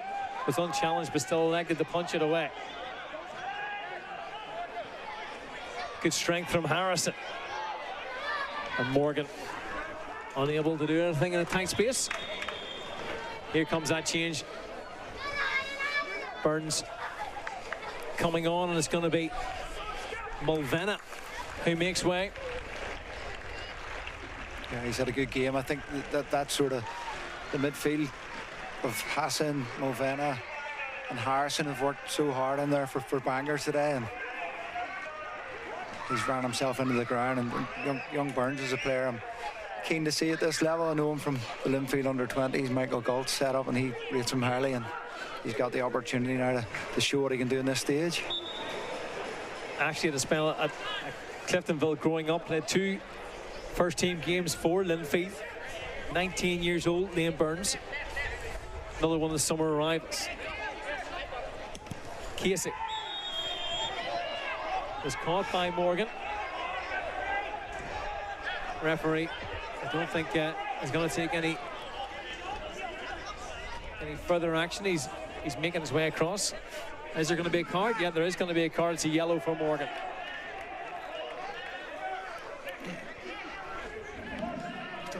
Doesn't seem to be a lot in it for me. You know, Morgan's not even looking towards the play.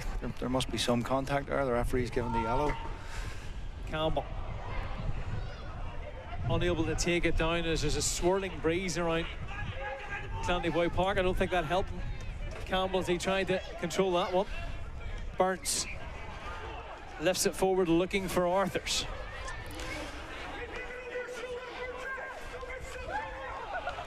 Quarter of an hour to go. Home side took the lead in the first half through Kyle Owens. Cliftonville equalised when Ryan Kern found the net before that Arthur's header.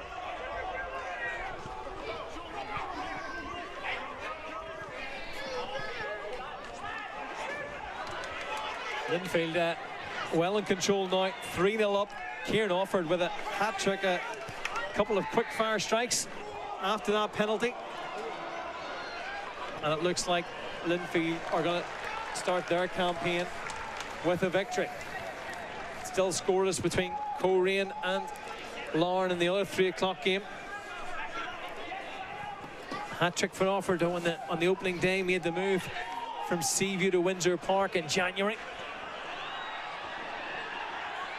As Morgan makes it very tough for Casey.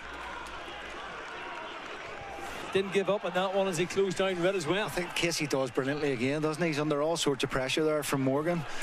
And he uses his body strength well, and he just guides the ball back to the goalkeeper. It's tremendous play from Casey.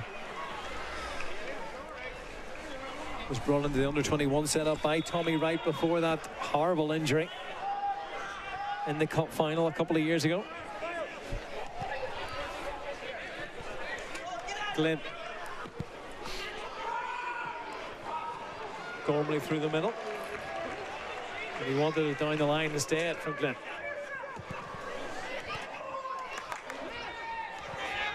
Burns. Finds McGuinness.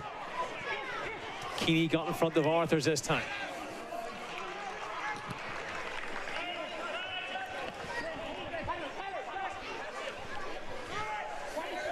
Mentioned that tough start to the campaign that Cliftonville have as Falls gets in the end of it.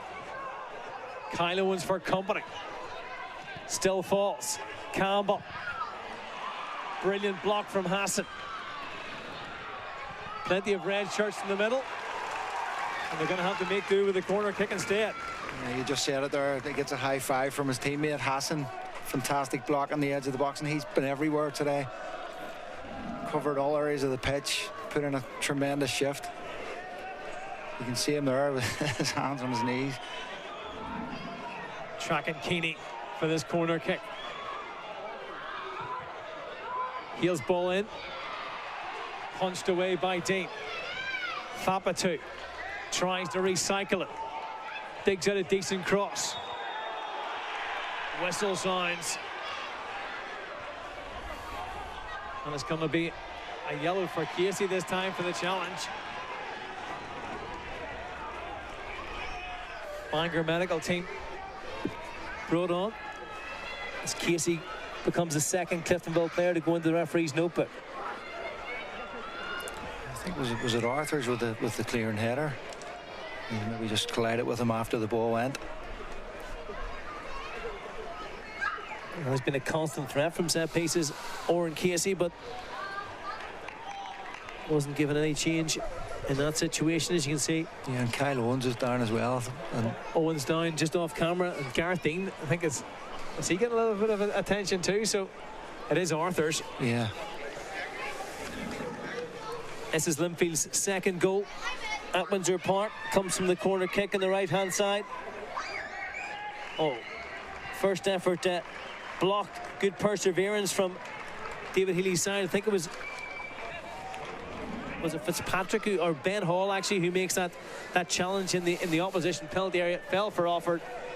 That was his second. He's since scored again.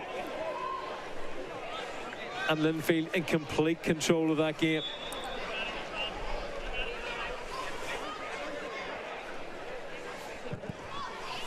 Just a reminder, if you missed yesterday's results, 4-3, sensational 4-3 victory for Carrick Rangers against Crusaders.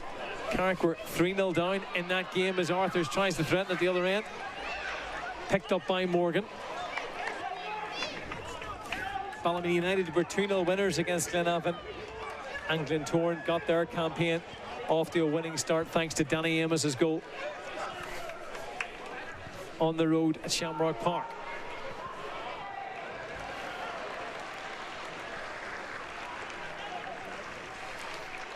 In the last 10 minutes here, there will be, you would have thought, a considerable amount of injury time. And here's the Linfield third goal. Mulgrew involved. Offered. One-on-one with the defender, Danny Wallace. First effort's blocked. Then I assume the header looked over the goalkeeper and went in. We'll hopefully bring that again, if we can.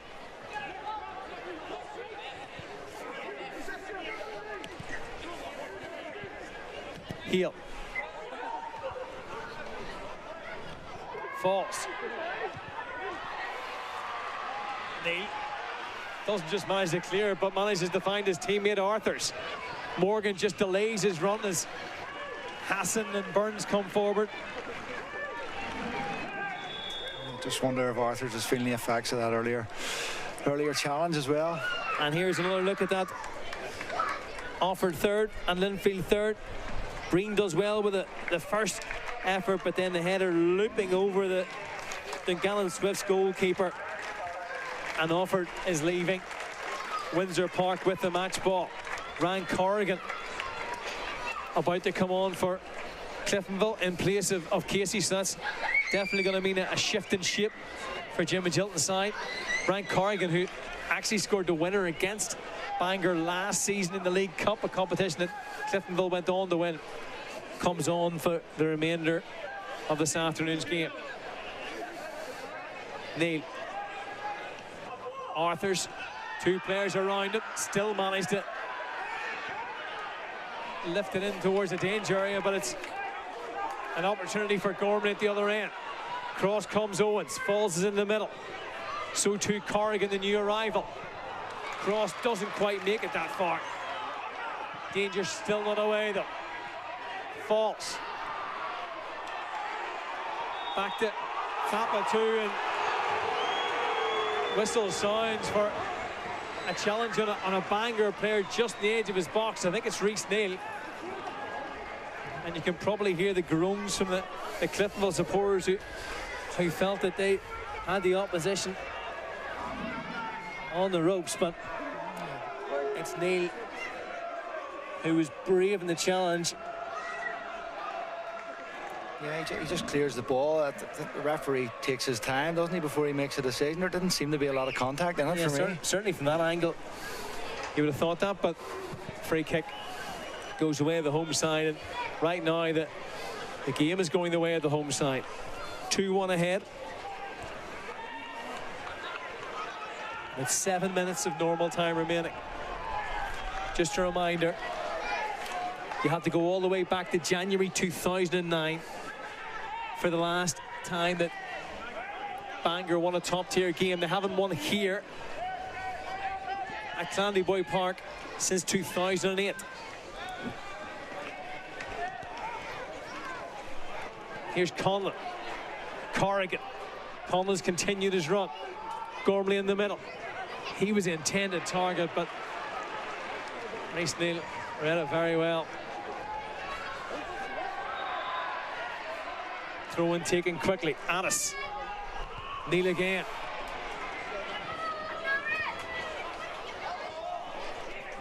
These look very solid as a player who is probably better known as a wing back or a left back. Playing in that three, he's been immense.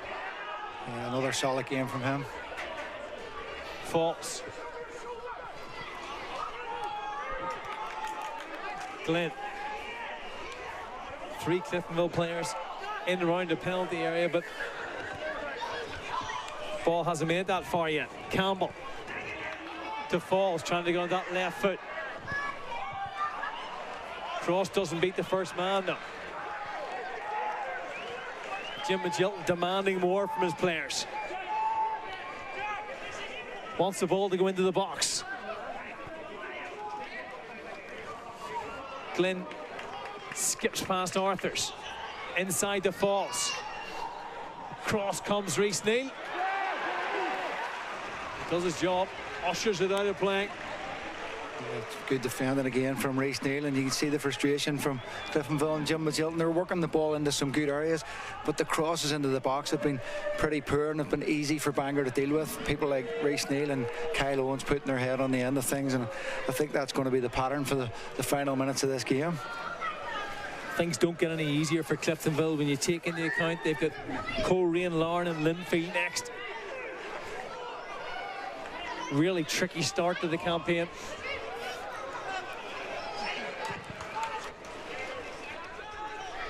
Keeney's underneath it. Morgan waits for support. Wins a free kick. It's good play from Michael Morgan. Didn't have too many options there. Invited the initial challenge from Glenn, and then wins a free kick. And yeah, I think Fapatu's, it's a silly one for him to give away. You know, yes, Morgan does well, but it's a cheap free kick for Fapatu to give away. I think it's more frustration there than anything else. 4 minutes to go. Nobody leaving Clandyboy Park right now.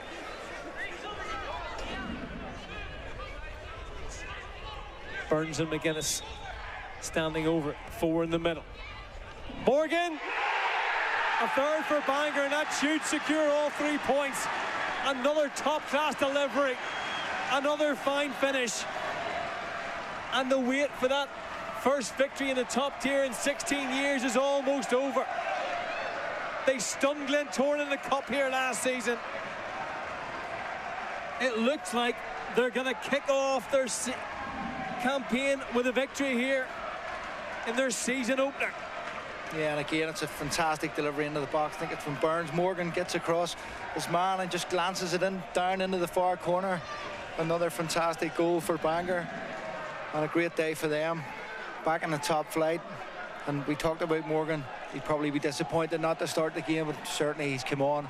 Give his manager something to think about. Fantastic goal there. There's some of the travelling supporters leaving. You have to go all the way back to New Year's Day 1996 for the last time that Bangor defeated Cliftonville in the league. A 3-2 win that day. They've scored 3 goals again on this occasion. They're about to make a couple of substitutions. Matheson and Garrett coming on. Arthurs and O'Mahony, the players withdrawn. Yeah, Matthew Ferguson's come on for Arthurs.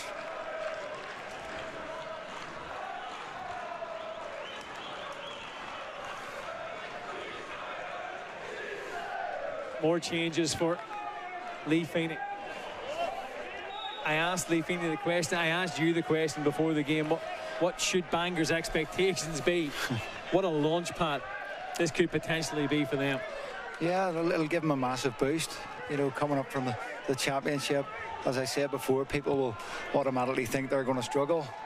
They're going to be the team down around the bottom, but certainly on today's performance, they've given people something to think about. Over the head of Falls. Glenn. Can Cliftonville rescue something from this game? Falls, good footwork.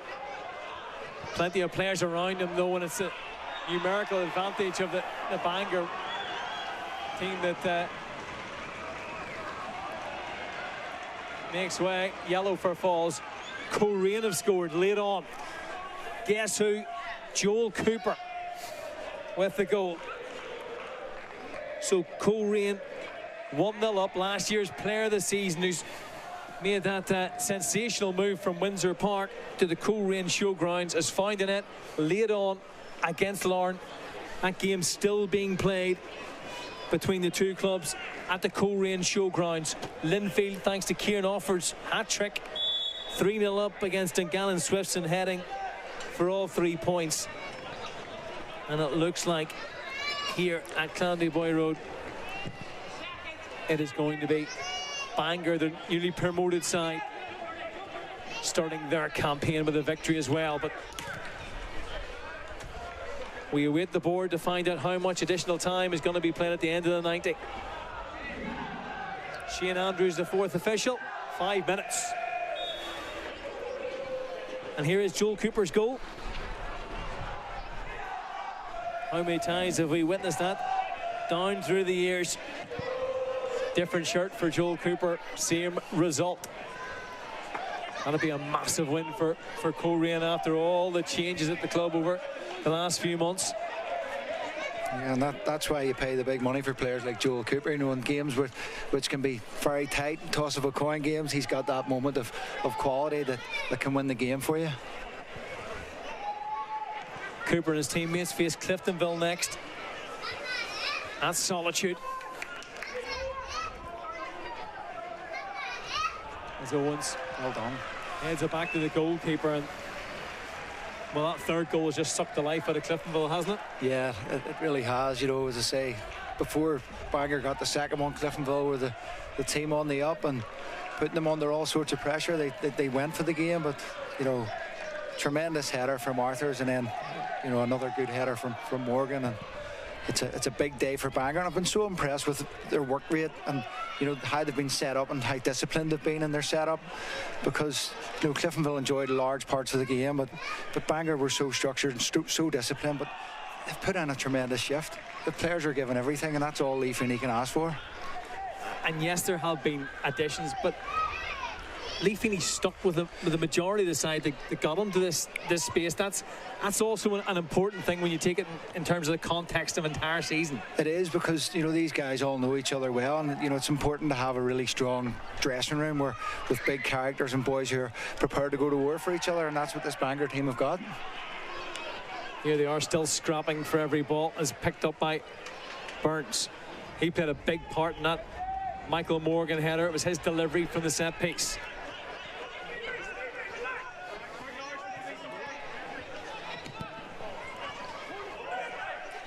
Ferguson.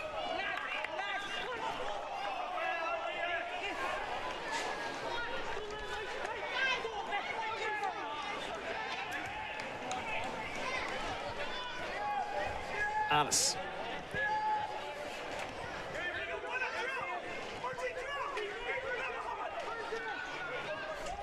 Fapatu. His effort in the second half, one of 3 occasions when Cliftonville struck the woodwork.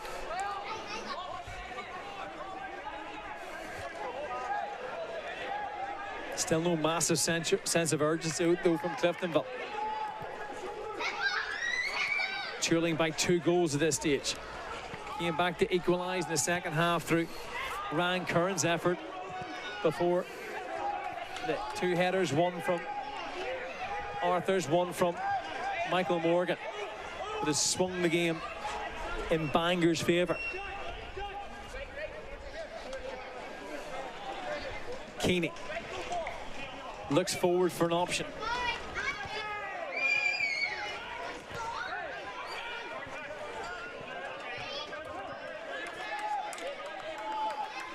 What will Cliftonville make of this? I don't think anyone's going to panic, Thomas. You know, it's the first game of the season, but as you mentioned earlier, that Cliftonville have got a tough run of fixtures coming up, so they certainly do need to improve. You know, you think about the game, key moments. They've hit the crossbar on a couple of occasions. If one of those goes in, it sort of changes the outlook of the game. So in front of goal, they've maybe been a little bit unlucky, but you know, I think they can play a lot better. I think certainly the tempo of their play needs to go up more. It was at times it was easy for Bangor just to set up and everything was in front of them. So I think Cliftonville, yes, they can certainly improve and play a lot better. And also, how frustrated will Jim Magilton be about the manner of 2 of the goals in particular? The 2 that came from set pieces, giving those free kicks away in the first place. Yeah, that's something, you know, that I think both teams will be wary of today. Certainly Cliftonville were punished for giving away a couple of soft free kicks. They were punished by them, and it's something that they need to look at. But yes, there's certainly more in this Cliftonville team, and it's early days. I don't think anyone will be panicking just yet. And from a Bangor perspective, you know, this is going to be a big win for them. It's a big day for them, but they've just got to keep their feet in the ground and keep doing what's got them here, and that's hard work. Time ticking down. Bangor with a free kick deep in their own half. We've almost played the 5 allotted minutes of injury time.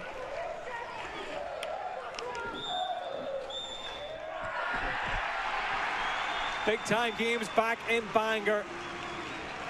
And the home side are back to winning ways in the top tier.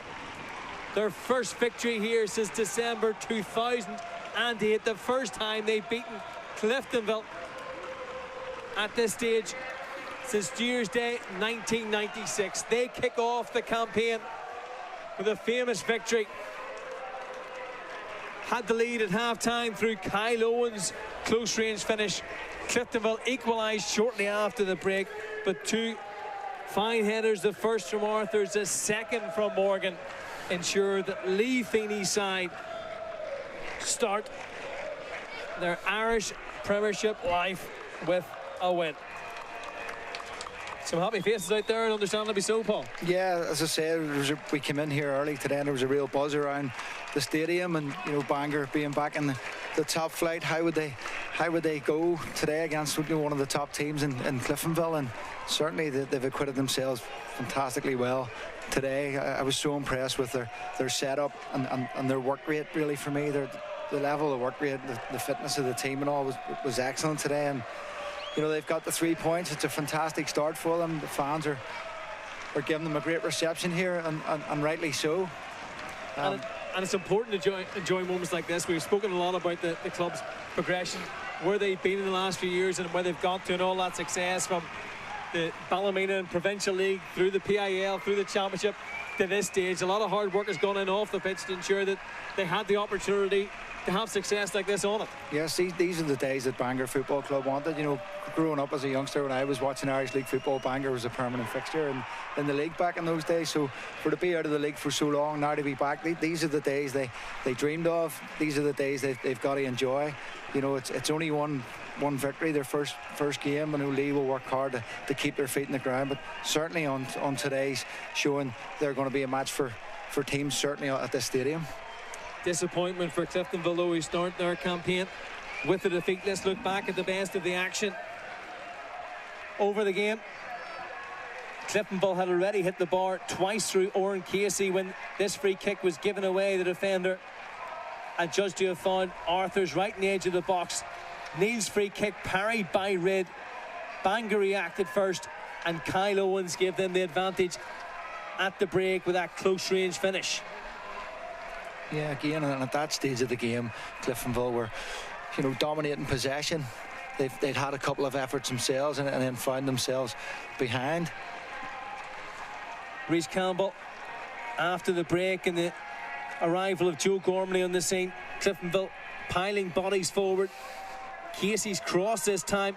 Bangor felt there was an infringement in there as Addis challenged for it, but Ryan Kern tapped in, and then this moment of real quality from Arthurs, going away from goal, directed it past Rid.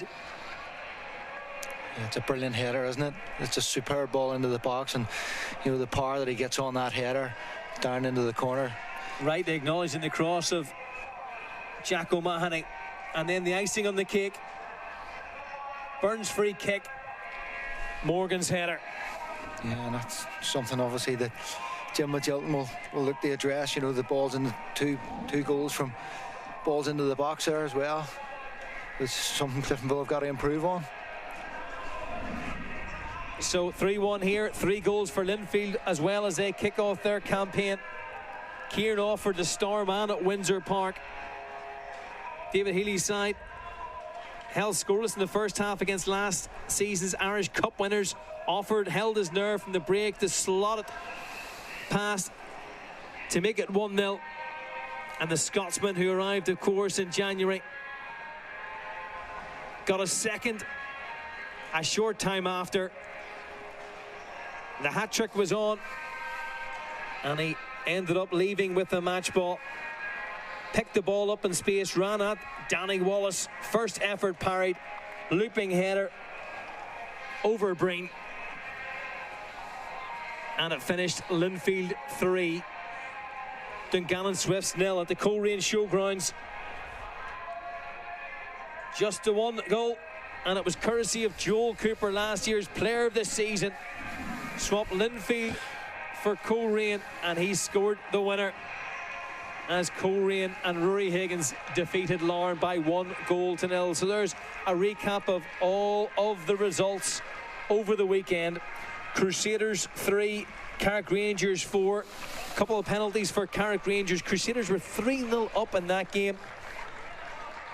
Jack Scott scoring from the penalty spot in injury time to give Stephen Baxter's side a 4-3 victory at his old stomping ground. Just the one goal at Shamrock Park. Danny Amos with the finish to win it for Glentoran. 1-0 away to Portadown, and 2 brilliant strikes from Donald Rocks. The second in particular, an outstanding effort, ensured that Jim Irvin's Ballymena United side started with a 2-0 win against Glenavon. And of course, confirmation of this afternoon's games. It finished 3-1 here at Clandyboy Park as Bangor overcame Cliftonville.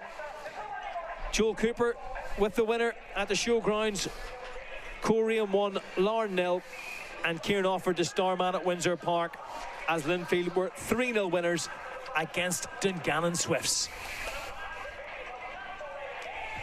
Good weekend to kick off the campaign. Yeah, listen, it's great to have it all back again. We've got certainly some very exciting games over the weekend, and hopefully that's a sign of things to come. Yes, goal galore, no 0-0s, plenty more of that hopefully to come. But from here at Clandyboy Park, it has finished Bangor 3, Cliftonville 1. Enjoy the rest of your Sunday. We'll be back with Irish Premiership action on Tuesday the 19th of August. Cliftonville taking on Larne. But for myself, Paul, and the rest of the team, enjoy the rest of your Sunday.